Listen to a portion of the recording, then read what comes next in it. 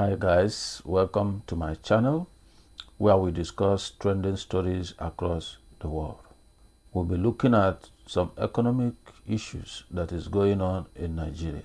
A few weeks back, there was a leadership award conference that was held in Nigeria where Professor Kingsley Moghalu was the keynote speaker. He tried to let us understand how we got to where we are. He made mention of some key factors that brought Nigeria economic crisis that we are experiencing today. Among those points he mentioned were unproductive borrowing, illegal ways and means lending to the federal government to the tune of 30 trillion naira, unprecedented corruption, or mismanagement of fiscal policy. Going further, he said that the delays in the appointment of the cabinet ministers as well as the central bank governor affected the whole economic situation because these key players would have helped to drive the economy and also build confidence of investors in the system. The economic situation of Nigeria was systemic. It's not something that just happened today. It's been built up over the years. And all this was summarily put as bad decisions made by government. He made several recommendations, but I'm just picking out one of the key recommendations that he made, which to me I believe is not properly being done in the country, and that is part of the reason we are going through the Forex crisis. Let's look at the video and then we'll come back and then take on what he has said. Okay. Number 4, the central bank should continue its recently announced monetary tightening policy stance. But beyond the actions that the central bank is taking, the bank must demonstrate a willingness to go hard on forex speculation that is going on in Nigeria's banking sector. It is not enough to attack the people in Binance who have no political godfathers in Nigeria. It's not enough. What about the banks? What about the bank CEOs? We know that there's a lot going on in the banks. The central bank should deal with that. When we were in the central bank, we were not afraid. Under Sanusi, the governor of the bank, and I served as deputy governor for financial stability, we took on the banks and brought them under discipline. Under discipline. When you take action against one or two banks that are found to be hoarding forex, I tell you, everybody will sit up. That's what's going to happen.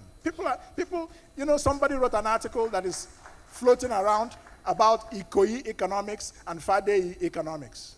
You must combine Ikoyi and Fadei. Raising the monetary policy rate is Ikoyi, economics, but it has relevance too. Knocking the heads of criminals in this country, regardless of how important they are, is Fadei, and it is also necessary. Okay, now we have seen the video. From the video, you can see that it was clear. During their tenure, they did it. They hit hard on the banks, and they fell in line. The discipline aspect was there. So, but what is going on today? Don't forget that the CBN issues Forex to banks, just like they do to the Bureau de Change. But the question remains, how many citizens access Forex from the banks? That is the question that needs to be answered. Because as far as I know, many of the citizens that access this Forex does so through the parallel market, the Bureau de Change. So the funds issued to the bank, what happened to them? Where do they go to? Who accessed them? And what is the purpose for accessing this, Forex?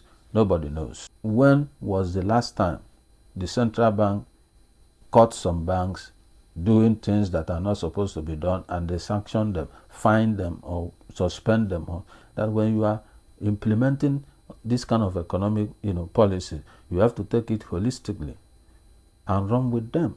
That's when you can see the impact. So as you are clamping down on the parallel market, the Bureau de Change, as you are bringing policy that citizens should receive any money sent to them from abroad in Naira, you need to hit hard on the key people that are the problem. They are hoarding it, I don't know why, and they are distorting the market because they speculate, wait for the price to rise so that they can sell it and make a normal profit. But I will show you what is happening globally so that you understand where we are coming from. Just a few weeks ago in Ghana, in Accra, Ghana, the Bank of Ghana, which is the Central Bank of Ghana definitely, suspended two banks with rules from Nigeria, Guarantee Trust Bank of Ghana and First Bank of Ghana. The two banks were suspended for fraudulent documentation. It's just a temporary suspension to allow them to put their house in order.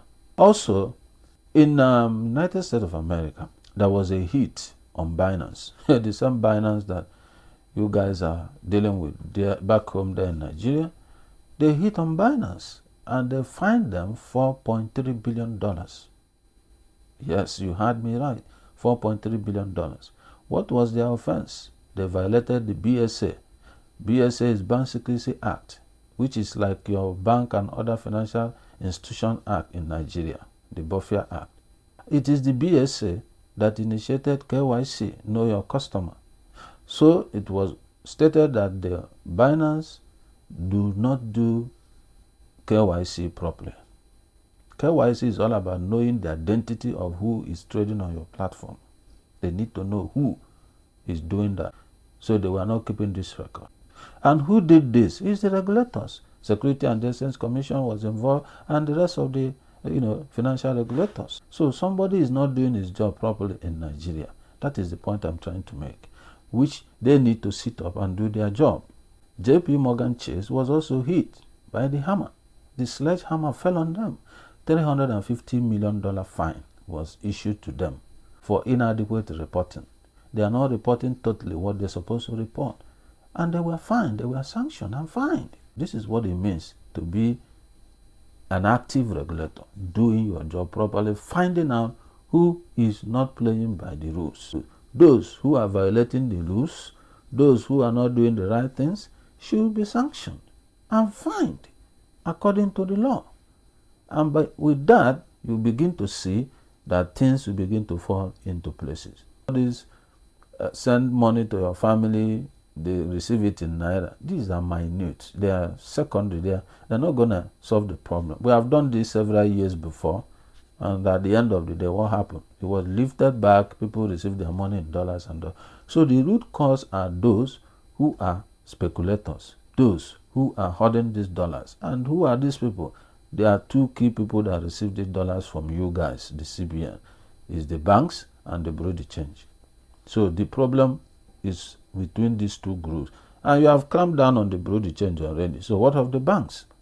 We know that most of the bank owners are friends to government, are even in government.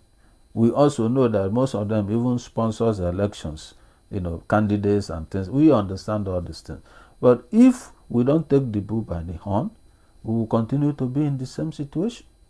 There's no way we're going to solve our problem. It doesn't matter who is involved. You have to hit your hammer where it should be hit. That is the issue. If you guys cannot confront those that are doing these things, there's no point for you guys to exist. Is this how we're going to build a system? No. We have to deal with our problems. So we need to deal with them to set back the system in the right order.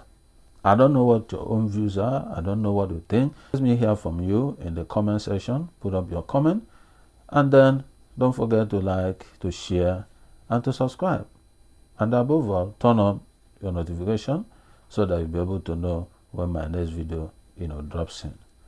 It's good to have you here today on my channel. Thank you and see you in my next video.